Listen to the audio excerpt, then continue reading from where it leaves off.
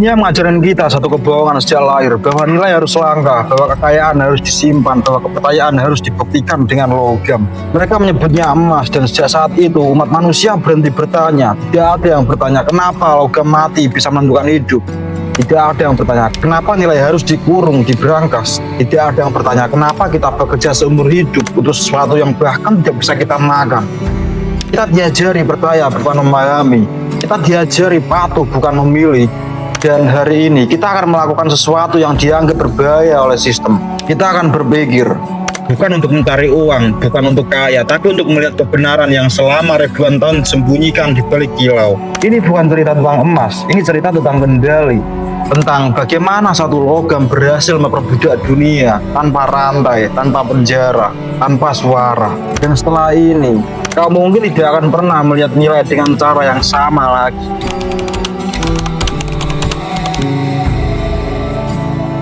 Mereka menyebutnya trust, padahal yang sebenarnya terjadi adalah teror yang dibungkus kilau. Mereka menyebutnya value, padahal itu kekerasan yang dipoles agar terlihat suci. Emas tidak pernah mendapatkan kepercayaan, emas merebutnya. Dan mereka yang menguasainya tidak menulis sejarah dengan kejujuran, tapi dengan darah. Hari ini kita buka kedua logam yang selama ribuan tahun dianggap sakral. Kita hancurkan ilusi bahwa emas pernah berdiri untuk keadilan, keseimbangan atau kebenaran. Karena kenyataannya yang satu, emas tidak lahir dari kesepakatan, emas lahir dari paksaan.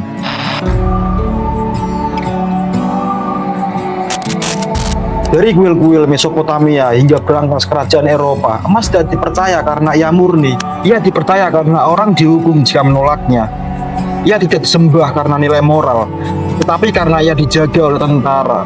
Dan inilah kebenaran pahitnya. Emas bukan tentang kepercayaan, emas adalah tentang kendali. Emas masuk ke desa-desa bersama tombak dan perisai. Emas menggantikan adat lokal karena pedang memaksanya. Emas tidak menyatukan budaya, ia menjajahnya. Mereka menyebutnya standar, sekarang kita tahu itu adalah senjata.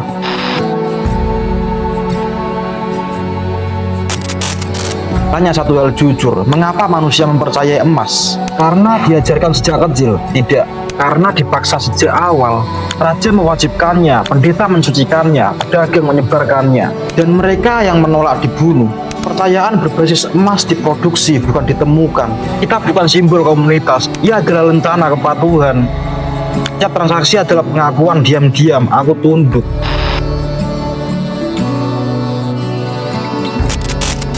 Setiap kerajaan yang berdiri di atas emas, berdiri di atas perbudakan. Emas ditambang dengan rantai, dengan cambuk, dengan kelaparan. Kalau emas dipoles dengan tulang anak-anak.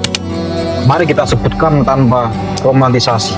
Mesir kuno, emas Nubia dicuri lewat perang dan kerja paksa. Romawi, Hispania, dan Dacia tidak mati di dalam tanah. Imperium Inggris, Afrika Selatan, dan India, kolonialisme brutal. Benua Amerika, jutaan penduduk asli dibantai demi emas Aztec dan Inca.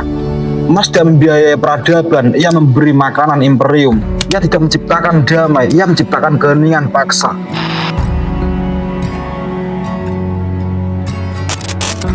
Emas tidak hanya mengubah ekonomi, ia meretas kesadaran manusia. Ia mengajarkan bahwa nilai ada di luar diri, bukan dalam relasi. Ia melatih manusia percaya bahwa kepercayaan harus ditambahkan pada logam, bukan pada manusia. Ia menciptakan agama global, bukan tentang Tuhan, tetapi tentang kilau.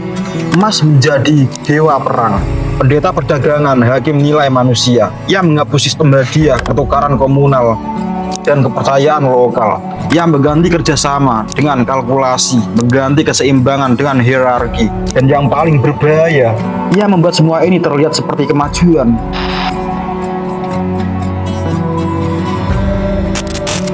Sebelum emas berkuasa, dunia tidak kosong. Ada ekonomi hadiah, ada kehormatan, ada ritual pertukaran. Emas menghancurkan semuanya. Kenapa?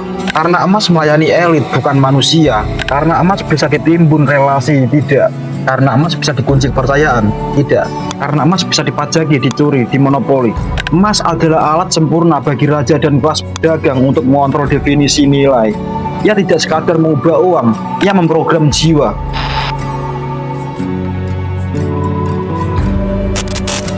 Mari bunuh mitos ini sekarang. Emas tidak dipercaya karena stabil, ia dipercaya karena dominan. Prosesnya brutal. Kau dipajak dengan emas, kau digaji dengan emas, kau dihukum tanpa emas, dan kau mati jika menolak. Ini bukan kepercayaan, itu paksaan sistemik. Kepercayaan yang lahir dari ancaman, bukan kepercayaan. Itu kepatuhan yang disamarkan sebagai iman.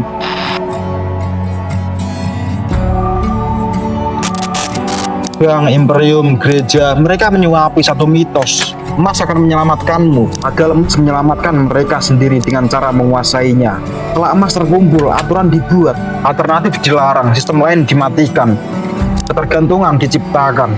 Lalu mereka berkata, inilah tatanan alam, inilah kehendak ilahi, inilah peradaban. Tidak, itu monopoli yang dibungkus ritual, dijual sebagai hukum.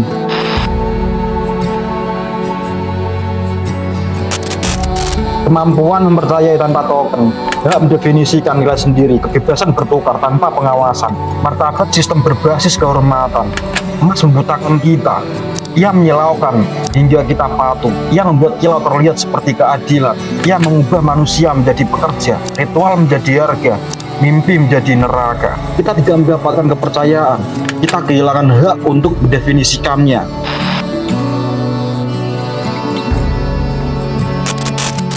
Catat ini baik-baik, emas bukan logam suci, ia adalah tali kekang global, ia tidak membawa damai, ia membangun piramida kekuasaan, ia tidak melambangkan kejujuran, ia melambangkan siapa yang memegang cambuk. Setiap kali kau dengar gold standar, ingat siapa yang membangunnya. Tiran, budak pemilik, raja, pembohong, dan ingat siapa yang membayarnya, semua orang lain.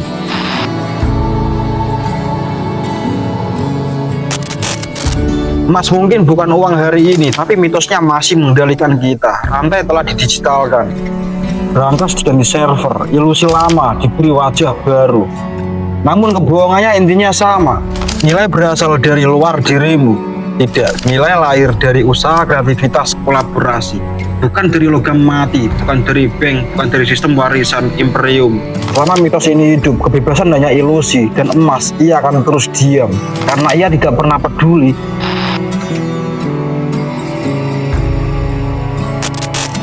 Perbankan modern tidak pernah meninggalkan emas, ia mengembangkannya. Batangan emas di Fort Knox itu bukan cadangan, itu simbol, ikon, rantai psikologis. Kita tidak dikurung di dalam sel emas, kita dikurung dalam sistem keyakinan yang dibangun dari kebohongan berlapis kilau.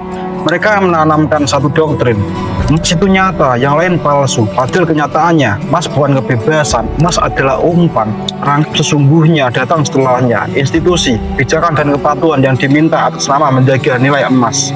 Mau pinjaman, tunduk pada bunga yang disesuaikan nilai emas. Mau berdagang, patuh pada kebijakan mata uang berbasis emas.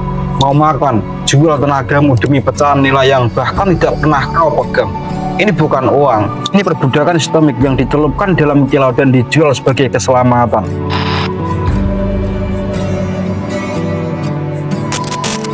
Kenapa emas masih mengendalikan pikiran manusia bahkan hari ini? Karena ia ditanamkan ke dalam setiap simbol kekuasaan. Cincin pernikahan seolah cinta butuh logam, tali keagamaan seolah ilahi menuntut emas, mahkota dan koin seolah kepemimpinan butuh kilau. Emas bukan kekayaan, emas adalah pemujaan. Mereka melatih kita percaya bahwa nilai harus langka, berat tak tersentuh. Dan dengan itu, kita diajarkan membenci kelimpahan, takut kebebasan, dan berlutut pada kelangkaan. Dunia diciptakan agar kau merasa tidak bernilai, kecuali kau memiliki sesuatu yang mereka kuasai. Ini bukan kesalahan, ini perang psikologis.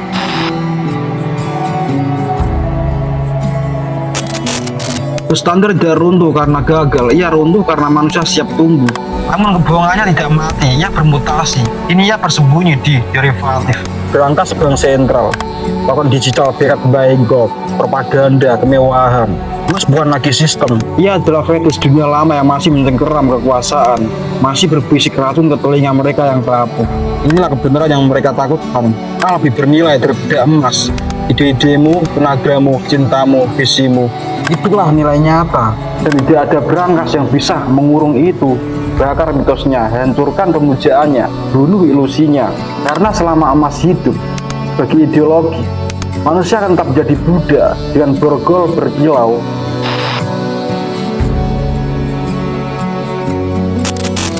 Emas tidak hanya disimpan di berangkas, ia ditanam di kepala. Imperium sejati tidak dibangun dengan tentara, ia dibangun dengan keyakinan. Dan emas adalah mahkota, kepatuhan. Sejak kecil kita ditekoki emas, itu berharga, emas itu langka, emas itu sakral. Tapi tak pernah ditanya kenapa, apa yang membuat emas suci. Ia tidak memberi makan, Ia tidak menyembuhkan, ia tidak melindungimu dari peluru atau kemiskinan. Ia hanya berkilau, dan demi kilau itu, jutaan manusia mati. Itu bukan nilai, itu hipnosis massal. Mereka membuat kita menginginkannya. Mereka membuat kita berlutut karenanya. Mereka membuat kita membunuh dan mati karenanya. Bukan karena emas kuat, tetapi karena kita diprogram percaya bahwa tidak ada alternatif.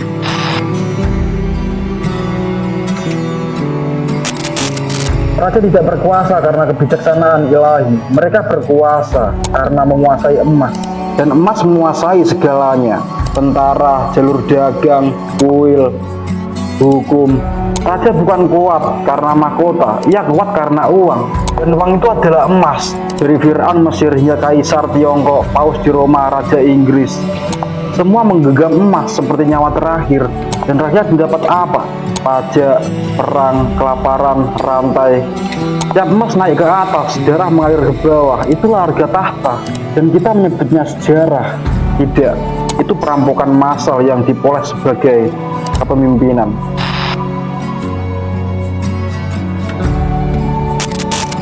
Agama tidak kebal, kuil berubah menjadi berangkas, pendeta menjadi banker, keselamatan menjadi transaksi. Donasikan emas, maka jiwamu selamat. Tapi emas itu tidak pernah naik ke langit. Ia tetap di bumi, di tangan manusia paling korup yang pernah hidup. Emas tidak menyucikan, ia mencemari. Gereja bukan hanya penuntun spiritual, ia adalah institusi keuangan tertua yang memperdagangkan harapan dengan koin. Dan yang mempertanyakannya disebut bidah, disiksa, dibakar, semua demi melindungi kebohongan emas berjubah suci.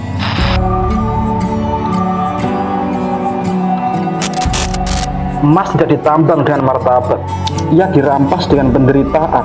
Budak Romawi mati ribuan di terowongan. Tahanan Aztek dipaksa menyaring sungai.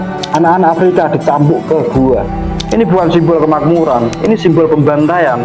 Tiap ons emas kuno memiliki nama yang dikubur, anak yang kelaparan, desa yang dihancurkan. Emas tidak membangun peradaban, ia mematahkannya. Sejarah hanya memoles horor itu hingga tampak indah, tapi cerita tidak pernah hilang dari logam itu.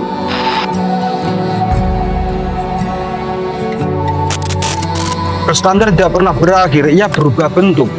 Imperium menjadi negara, raja menjadi presiden, perbendaharaan menjadi bank sentral. Sesi emas hidup, negara menimbunnya seperti senjata. Bank memanipulasi harganya, investor menyembahnya, dan rakyat masih bermimpi tentang keamanan dari logam yang tidak pernah melindungi siapapun kecuali elit. Emas bukan lagi mata uang, ia asuransi kelas penguasa, dan saat terlalu mahal bagi rakyat, mereka mencetak kertas, meluncurkan token, mengganti sistem. Karena emas tidak pernah untuk kita, ia adalah senjata berkilau yang diarahkan ke kebebasan.